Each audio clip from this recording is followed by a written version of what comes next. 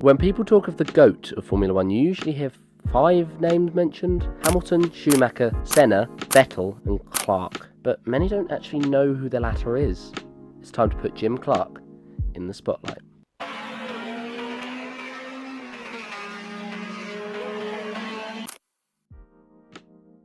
James Clark OBE was born on the 4th of March 1936 in Kilmeny, Scotland as the youngest of 5 children. Born into a farming family, Jim had one thing on his mind: racing. He'd begun by racing road rally and hill climb events before he got to his first formal opportunity in 1956 in a Sonderklasse special class DKW. Just don't ask your German friend about that. By 1958, his racing had expanded beyond Scotland and into England, driving for Ian Scott Watson's Border Rivers team, and it was one of those races in England, a 10-lap Grand Touring race at Brands Hatch, that would change his life. He and Scott Watson teamed up to enter a Lotus Elite in a Grand Touring race. 4 other entrants drove a Lotus Elite: an M.L. Robertson, a D.C. Barber, an M. Costin, and a C. Chapman. Or, to give him his full name, Colin Chapman. Connections would have been made this day, and relations were strengthened when the two met once again at the 1959 24-hour Le Mans, where Clark finished 10th. Chapman was running his team there, and Clark impressed him enough to be handed a Formula Junior seat by Chapman for the next year, which is good and all, but couldn't he and Scott Watson have just entered a car? I mean, they could, but their performances would have paled in comparison to Chapman's team, for Chapman was the founder and owner of Lotus Cars. He won the Formula Junior season, taking 2 wins and 1 podium out of 4 races. He and Roy Salvadori finished 3rd overall in the 1960 Le Mans, so when Chapman needed a replacement for John Surtees in the 1960 Dutch Grand Prix, he threw Clark into the seat for his Grand Prix debut. He qualified only 9/10ths off his slowest teammate Alan Stacey and had problems in the race, but this didn't put off Chapman. He could see the potential in the Scot, and after the 1960 Belgian Grand Prix, where Clark scored points as well as the unfortunate death of Stacey in the same race, he handed him the seat for 1961. The season saw 2nd place for Lotus in the manufacturer's standings, as well as a victory for teammate Inns Ireland and 2 podiums for Clark. Sterling Moss also took victory in the Lotus, but driving for a customer team, and Chapman, sensing future problems, decided he would keep their newest invention, the Lotus 25, all for Clark. Although they wouldn't tell their customers that, and it paid off. He would get his first win at the 3rd round of the season in Belgium in one of the best individual performances in Formula 1 history. Of the 11 drivers who finished the race, only 4 finished on the leader's lap. Clark won the race by 44 seconds ahead of Graham Hill in 2nd, and 3rd place Phil Hill finished over 2 minutes behind. 2 more victories would follow, and runners-up in the Drivers' and Manufacturers' Championships is how Lotus ended the season. But Chapman, Clark and the Lotus 25 weren't done. They saved the best for 1963. There were 10 races across the season. Clark took pole in the first one, but had gearbox issues and retired. They headed to Belgium again, and Clark only qualified 8th. Sunday, however, would usurp 1962. By the end of the race, Clark would lap everyone barring Bruce McLaren, who would finish 5 minutes behind. Yes, the race was in horrible conditions, so everyone naturally drove slower, but it didn't seem to affect Clark. In fact, his lap in the race was only a second behind his lap in qualifying, a small margin in the times. In a time where the cars were decently matched, where not one team but 3 or 4 shared the lead, this was insane, and to do it 2 years in a row. Wild stuff. Even more wild when he did the same thing the next race, but this time lapping everyone, including McLaren. Then he finished half a lap ahead in France. He almost lapped everyone again in Italy, and Mexico, and South Africa. You know how I just said that not one team dominated in these times? 63 didn't really go to prove my point. Maybe it did, because it wasn't one team. Trevor Taylor only scored 1 point in Monaco. It was 1 driver. 7 out of 10 wins, 9 out of 10 podiums. In fact, the only time he wasn't on the podium was that Monaco race, because he retired from it.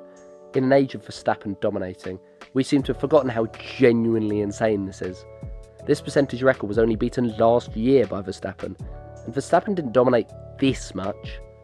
I mean, he wasn't lapping everyone barring Perez, was he? 1964 started, and guess what? 3 out of the first 4 victories.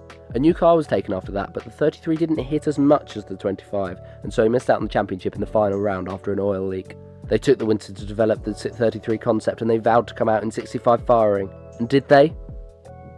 Yes, they did. Victory in South Africa and then victory in Belgium. 6 wins in a row. Missed only because they took a trip to America for the Indy 500, which they won. Retiring from the last 3 races ultimately didn't matter because Clark and Lotus still took home the double. It would, though, spell the end of the 33's dominance, as only 1 podium from the first 6 races in 66 would be a dramatic fall-off. And so they brought out the 43 and they won in their second attempt. It was just too easy for Lotus.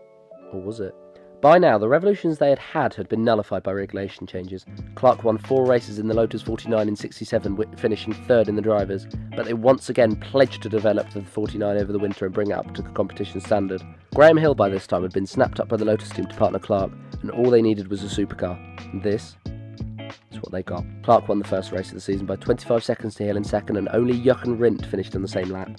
Now, I feel, is an appropriate time to talk about Clark's other ventures. I've mentioned the Indy 500, I've mentioned the 24-hour Le Mans, but this man loved racing, and he would race at every opportunity. He raced saloon cars, winning the 1964 championship and only missing out on the next 2 due to unreliable attendance. He raced in the Tasman Series, winning 4 out of the 5 seasons he competed in.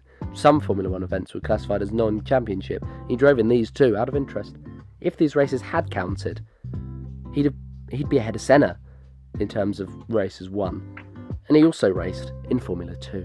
Formula 2 in these times was less of a development series for F1, but instead mainly served for people like Clark to race for fun. As a result, there was a whole host of top quality drivers who drove.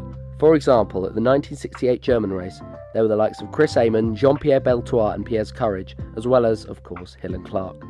Heading into the race in the Hockenheimring, Max Mosley, who was also racing, described the conditions as thick spray, saying he had to watch the dense trees surrounding the circuit because he couldn't see the track. Nor, clearly, could Walter Habiger, who drove off into an earth bank on lap 4.